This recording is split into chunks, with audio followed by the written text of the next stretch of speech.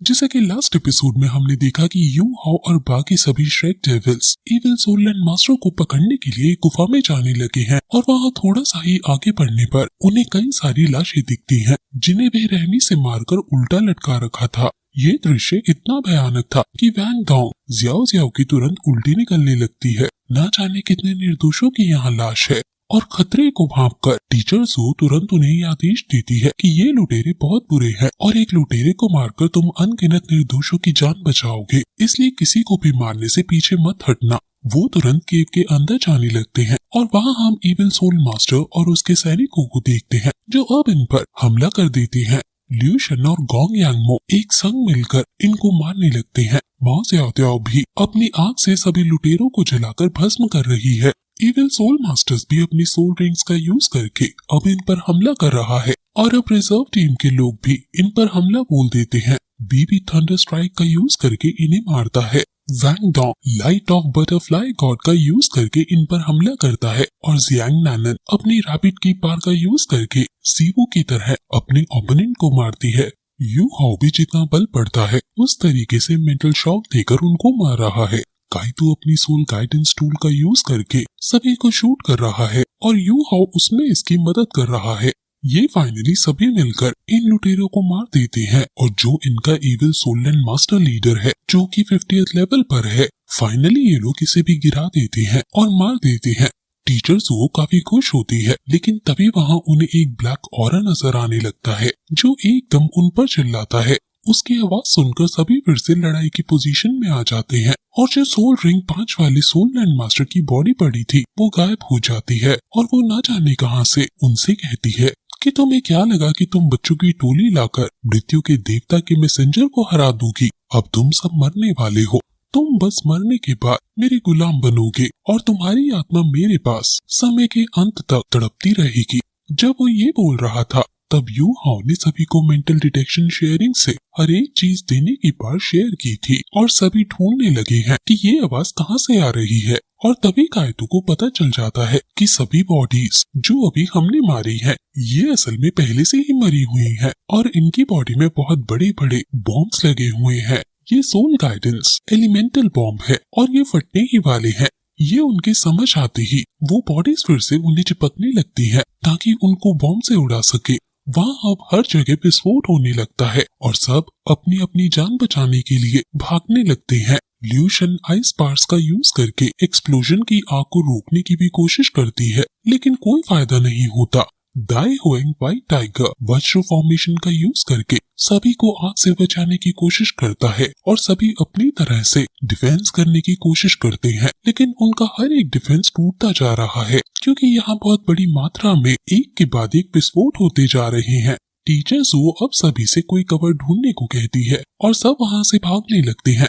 माँ ज़्याओ भी वहाँ से भाग रही होती है कि एक अनडेड उसे पकड़ लेता है। हालांकि लिu shen और गोंग यांगमो उसे बचा लेते हैं और माँ ज़्याओ तुरंत यू हाओ से वहाँ से भागने को कहती है। उन्हें जल्दी से ब्रिज क्रॉस करके दूसरी साइड जाना ही होगा क्योंकि बहुत सारे अनडेड जमीन के नीचे से भी निकलते जा रहे हैं। वो ब्रिज क्रॉस करने लगते हैं और वो भाग रहे हैं। सबसे पीछे लिu shen और गोंग यांगमो और क्योंकि लिu shen घायल है इसलिए गोंग यांगमो उसे पकड़कर आगे बढ़ रहा है और उनकी स्पीड बहुत स्लो सी हो गई है और इसी की वजह से एक अनडेड उसकी टांग को पकड़ लेता है।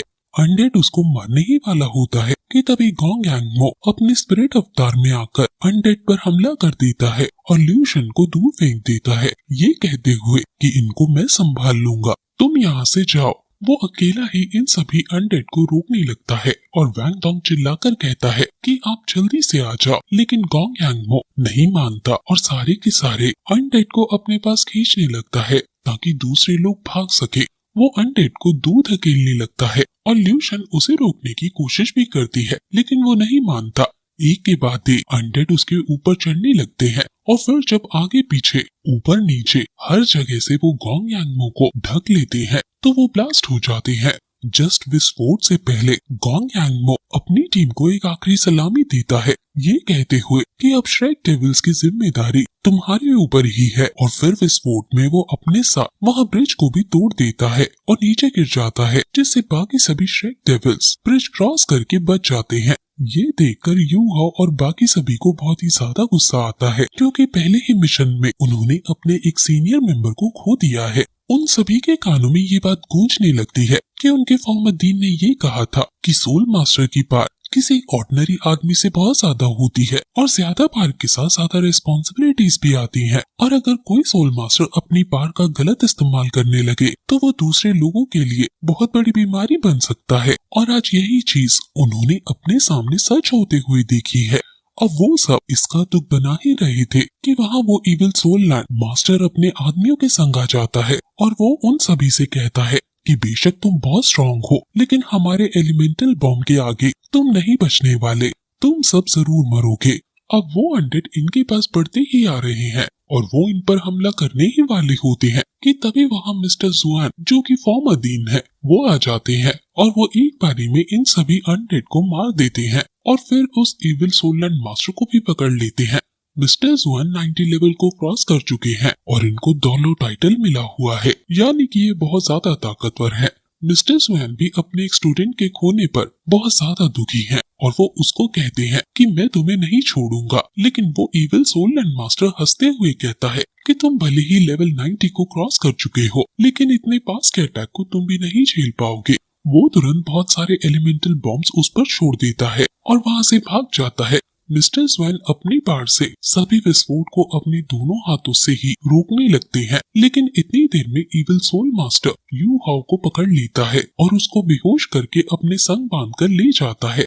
वैन डोंग तुरंत देखता है कि यू हाओ तो यहाँ नहीं है और वो इविल सोललैंड मास्टर भी नहीं, इसलिए सभी समझ जाते हैं कि वो यू हाओ को पकड़कर ले गया है। मिस्टर जुआन जो कि बहुत ज्यादा गुस्से में है, वो जियाओ से घायल जो भी है उसको हील करने को कहते हैं और खुद यू हाओ को वापस सही सलामत लाने का डिसाइड करता है। वो तुरंत फिर अपनी मार्शल अवतार में आने लगता है। उसकी मार्शल स्पिरिट गॉडली ताओती बुल की है और वो जब अपनी मार्शल सोल के अवतार रूप में आता है तो उसको देखने पर लगता है कि वो कम से कम 90 लेवल पर तो है।